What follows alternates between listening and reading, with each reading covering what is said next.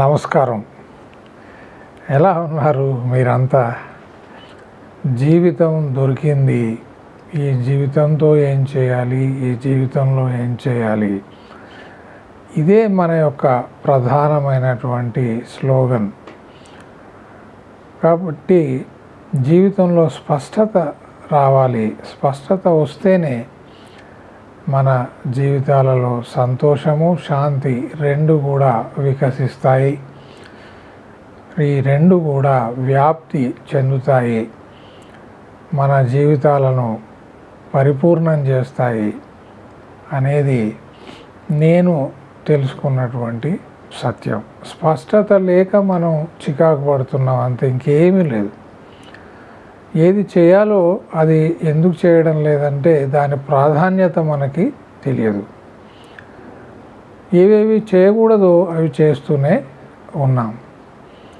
ఎందుకంటే వాటి ద్వారా మన జీవితంలో చాలా విజయం సాధించవచ్చునని, ఆ విజయం తర్వాత మనకి సంతోషం చిక్కుతుందని, సంతోషంగా ఉండగలుగుతామని చాలామంది అభిప్రాయం.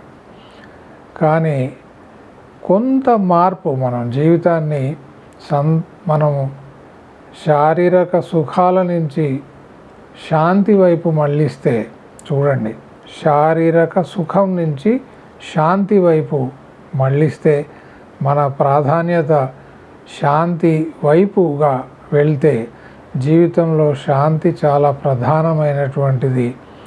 శారీరక సుఖం కాదు, అవి ఎలాగ ఉన్నాయి, సుఖాలు ఎలాగూ ఉన్నాయి. ఎప్పుడైతే ఈ వెంపర్లాట, ఈ సుఖాల వెనుక పరిగెత్తడం మనం ఆపివేస్తామో, సహజంగా మనకు దొరికే సుఖాలు దొరుకుతూనే ఉంటాయి. వాటిని మనం చట్టబద్ధంగా, న్యాయబద్ధంగా, ధర్మబద్ధంగా, అంటే ధర్మాన్ని అనుసరించి, న్యాయాన్ని అనుసరించి, చట్టాన్ని అనుసరించి మనం పొందిన రోజు మన జీవితం చాలా నిండుగా సమతుల్యతలో ఉంటుంది. దాంట్లో ఎలాంటి ఇంబ్యాలెన్స్, ఎలాంటి అసౌకర్యం కానీ కలగకుండా మనం జీవించిన వాళ్ళం అవుతాం. ఈరోజు విషయానికి వస్తే నేను వరుసగా ఇంకా మాట్లాడుకునేటువంటి ప్రయత్నం చేస్తాను. వరుసగా మనం కలుస్తూనే ఉంటాం. చూడండి, ఇవి కాలక్షేపం కబుర్లు కావు. ఒకదాన్ని పొందాలనేటువంటి క్రమంలో మనం జీవితాన్ని కోల్పోకూడదు. జీవితానికి ఏది సరిరాదు. ఇది ఎలా చెప్పాలి మీకు? డబ్బు ద్వారా సుఖం ఉంది అనేది నానుడి, అనాదిగా వస్తుంది. డబ్బు, సంపద ద్వారా సుఖం వస్తుంది. సంపద అందరికీ అవసరమే, కానీ అవసరానికి మించినటువంటి సంపద అప్పుడు ఏమవుతుందంటే, మనం సంపాదించిన దానికి మనమే కాపలా కుక్కలాగా పడి ఉంటాం. నేను ఒక విచిత్రమైనటువంటి అనుభవాన్ని మీతోని పంచుకుంటాను. ఒక మిత్రుడు ఉండేవాడు, ఇప్పుడు కూడా ఉన్నాడు. ఆ మిత్రుడు చాలా కోటీశ్వరుడు, చాలా కోట్లు సంపాదించాడు, చాలా భూములు సంపాదించాడు. ఒకరోజు నా దగ్గర ఆయన కౌన్సిలింగ్కి వచ్చాడు. అంటే తన జీవితంలో ఏం లోపాలు జరుగుతున్నాయో తెలుసుకుందామని, ఎందుకు తన జీవితంలో అశాంతి ఉంది, ఎప్పుడు తీరని మనస్తాపం, ఒక వ్యధ, తర్వాత వెతుకులాట, అండ్ రన్నింగ్ ఆఫ్టర్ థింగ్స్, అంటే పరిగెత్తి అలసిపోయి ఒకనొక రోజు నాతో వచ్చి, ఆ తర్వాత వరుసగా కూడా కలిసేవాడు సంభాషణలో. నేను చాలా కాలం మాట్లాడుకున్న తర్వాత ఒకరోజు నాతో ఏమన్నాడంటే, నేను సంపాదించిన దానికి నేనే కాపలా కుక్కనైపోయాను అని. అంటే ఆస్తులు అనేక చోట్ల ఉన్నాయి, వాటిని చూసుకోవడం, రాత్రులు కూడా నిద్ర పట్టనటువంటి పరిస్థితి. కొడుకులు కూతుళ్ళతోని అల్లుళ్ళతోని తగాదా ఆస్తి విషయంలో, బంధువుల నుంచి తీవ్రమైనటువంటి ఒత్తిడి, తను సంపాదించి ఇతరులతో పంచుకోలేక, సంపాదించింది తను అనుభవించలేక ఆయన తీవ్రమైనటువంటి మనస్తాపానికి, వ్యధకి, బాధకి లోనయ్యాడు. ఈ కథ ఏదైతే ఉందో ఇది అందరికీ వర్తిస్తుంది. లేనివాడేమో ఉన్నవాడిలాగా ఉంటే బాగుండు అనుకుంటాడు. ఉన్నవాడేమో ఆ ఉన్నదాన్ని కక్కలేక మింగలేక, ఆ సంపాదించిన దాంతో ఏం చేసుకోవాలో తెలియక, దాన్ని ఎలా ఉపయోగించుకోవాలో తెలియక చాలా ఇబ్బంది పడుతుంటాడు. నేను ఇంకో కథ కూడా మీకు చెప్పదలిచాను అర్థం కావడానికి. ఒకరోజు అక్బర్ చక్రవర్తి ఆ ఆగ్రా కోట గోడల మీద అటు ఇటు పచార్లు కొడుతూ తిరుగుతున్నాడు. ఆయన రోజు ఇదే పరిస్థితి. ఆయనకు ఎప్పుడో రాత్రి 2-3 అయితే కానీ నిద్ర వచ్చేది కాదు. ఎప్పుడు ఆలోచనలు, బుర్ర నిండా ఆలోచనలు, భయాలు, ఆందోళనలు. అయితే ఆ కోట పైభాగంలో ఆయన పచార్లు కొడుతున్నాడు కాబట్టి ఆ కోటకు ఎదురుగానే బయట ఒక గుడిసె ఉండేది. ఆ గుడిసెలో ఆయన గమనించేవాడు, ఆ గుడిసెలో ఉండేవాళ్ళు రోజు ఏం చేస్తారు. వాడి భార్య, వాడికి ఒక 3 పిల్లలు పొద్దంతా కష్టం చేసి, కాయ కష్టం చేసి, అంటే ఒళ్ళొంచి పనిచేసి, కూలీనాలి చేసి, ఆ వచ్చిన డబ్బుతో సరుకులు తెచ్చుకొని ఆ కట్టెల పొయ్యి మీద ఆ బయటనే వండుకొని తింటూ భార్య పిల్లలతో పక్కపక్క నవ్వుతూ